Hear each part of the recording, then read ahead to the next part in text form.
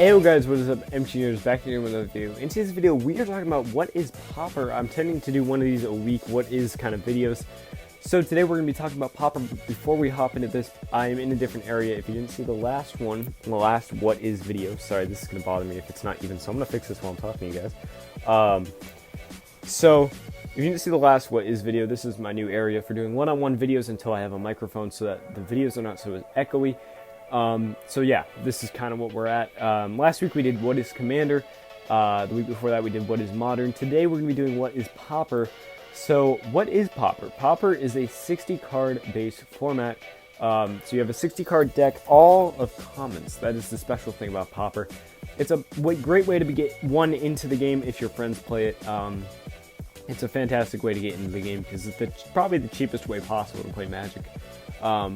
Decks tend to run from anywhere from like $5 to, you could really build a really competitive one and get up to like 80, but there's no need for that.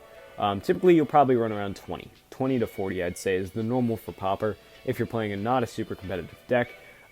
So that kind of sums up what is Pauper. So it's like I said, 60 card deck. You can have just like regular Magic, you can have 4, or just like Modern Standard, 4 copies of one type of card in a deck. So let's say you have a certain type of non-basic land like Bajuka Bog, picture.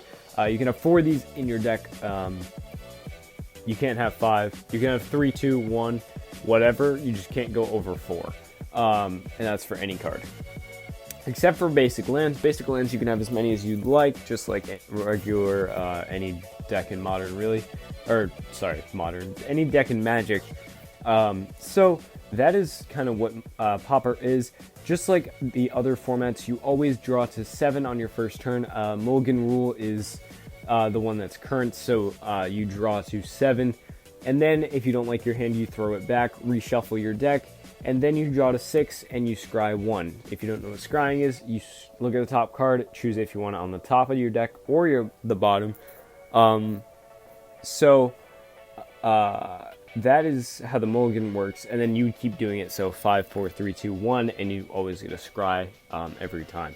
Now, also, I have earbuds in because this is the microphone that I'm using, so if you're interested in why I have earbuds in, that is why. So that is kind of how Pauper works. The new mulligan rule will apply once Core 2020 comes out, which is the London mulligan rule. You draw to 7. If you don't like your hand, you throw back your initial 7, draw another 7, and then you put 1 card for each time you've mulliganed on the bottom of your deck. So if you draw to 7 again, you put 1, and then if you draw to 7 again, you put 2, and then 3, and then 4. So it's kind of just giving you the option to do what you like, or keep what you like to keep. So that is kind of how that works. If you don't know what Core 2020 is, it's one of the new sets coming out. I believe it releases, well, the London mulligan will be applied the day the pre-release starts. So I believe that'd be Friday the 6th. That's when the mulligan rules will change. But for now, it is the regular draw to 7, and you get the scry as you keep going, like I explained just before the London one. So, and then Pauper, you draw to 7. Typically, you'll play 2 to 4 players. Most likely, you'll probably play 2, but 4, 3, whatever. If you're just playing with friends, this is perfectly fine. If you're playing at your local game store, like in a tournament to some degree, you'll probably play one-on-ones. Other than that, it's kind of just like every other format. All the regular Magic rules apply. You just cannot have anything more rare than a common. Now, when I say common, I mean common. Like, yeah, what am I doing? Okay, but so there's a little twist to this. Now, if something was printed as a common before, it is no longer printed as a common now. For example, Lightning Bolt was a common once, but now it is printed as an uncommon, or the more recent sets that have printed it. Since it has been a common at least in one set, you can play it in Pauper. If a card has been a common at all in its history of Magic, you can play it in your deck. Now there are banned cards, and I don't know if there's any restricted cards because it's a fairly new, popularized format. But there's banned cards, so make sure you look up the cards that you're using before you put them in your deck, because there are some banned cards like Gush. I'll put up a picture. So there are some banned cards, but that pretty much concludes Pauper. It's a pretty simple format. It's great for beginners because it's so cheap and easy to play and fun to play as well, and can be competitive if you want it to be. So it's a great way to just enjoy Magic in a cheaper way. So that pretty much concludes the video.